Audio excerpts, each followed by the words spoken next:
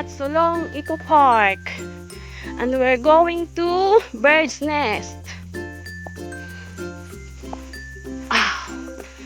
Adventure.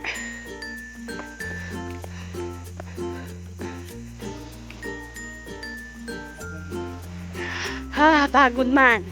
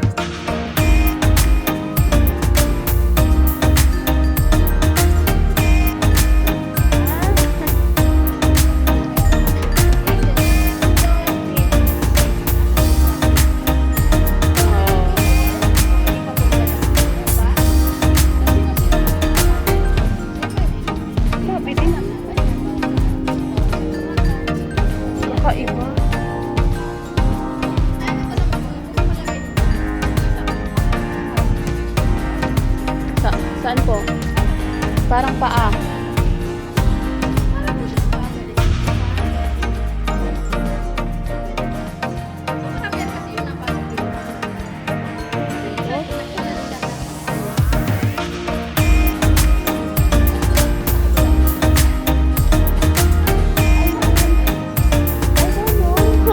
Wala!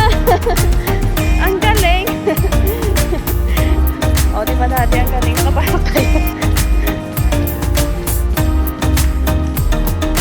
Ganon.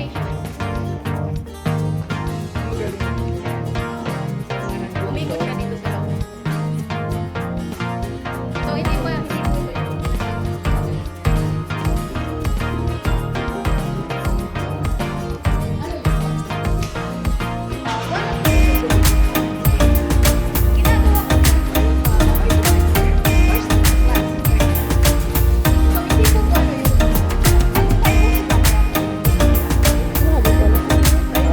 Ah, yan.